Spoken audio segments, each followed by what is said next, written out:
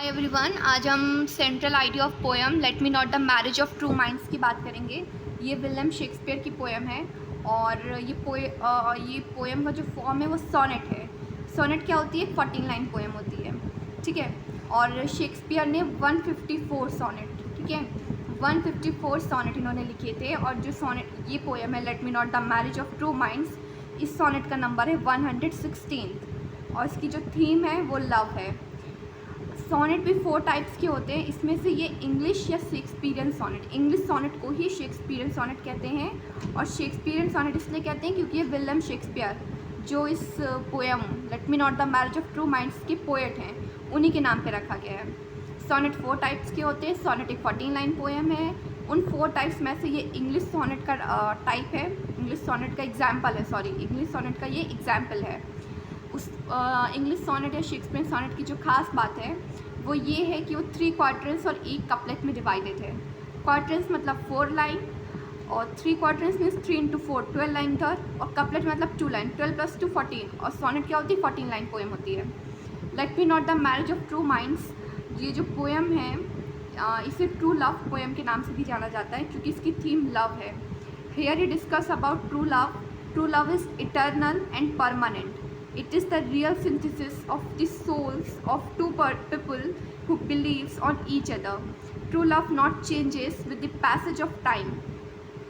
तो अपने जो 3 क्वार्टर्स है, 3 क्वार्टर्स है, उन क्वार्टर्स में शेक्सपियर ने यही बताया है कि true love is eternal. Eternal means अनंत, जिसका अंत ना हो सके, and permanent that is fixed. Real synthesis, synthesis मतलब उसे मिक्सचर होता है, दोनों मिला देना, ओके. सोल्स मीन्स आत्मा. बिलीव यानी किसी पर ट्रस्ट करना या विश्वास करना.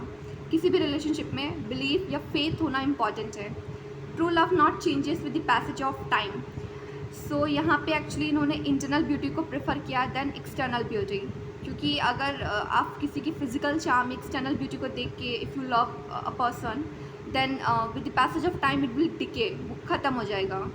But if you love a person just because of its internal beauty, then it doesn't change or not die. So here true love means internal beauty. Okay. और इन्होंने अपनी पोएम में रोजी लिप्स और चिक्स की बात भी की है कि डोंट गो टू दैट.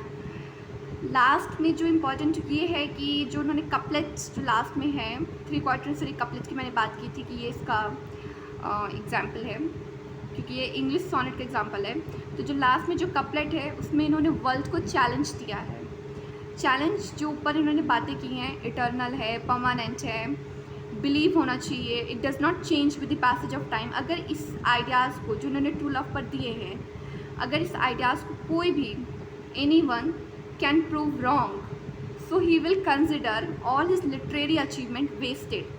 अगर ऊपर कही बातों को, शेक्सपियर के ऊपर कही बातों को कोई गलत साबित कर सकता है या साबित करेगा, तो ये मान लेंगे कि उन्होंने कुछ नहीं लिखा. ये मान लेंगे कि उनका literary achievement as a waste, as a junk है, यानी कबाड़ है. Okay.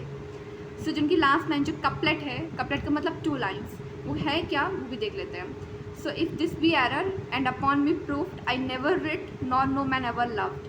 If this be error, error मतलब गलती या त्रुटि, अगर ये गलत है, ऊपर कही ये बातें गलत है, एंड अपॉन मी प्रूफ्ड, और अगर ये कोई साबित कर दे, आई नेवर रिड, मैं मान लूँगा कि मैंने कभी कुछ नहीं लिखा, nor no man ever loved and nobody love truly.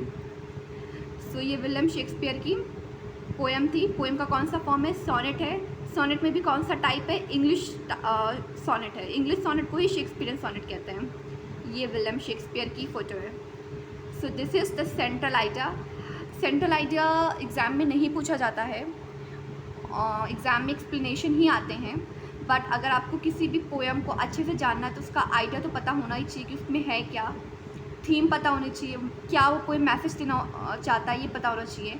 तो सेंट्रल आइडिया नाम से पता चल रहा है कि एक आइडिया होना चाहिए कि पोएम में है क्या, इसीलिए मैंने डिस्कस किया. अदरवाइज़ एग्ज़ाम में एक्सप्लेनेशंस ही आएंगे, बट नॉलेज के लिए पता होना चाहिए.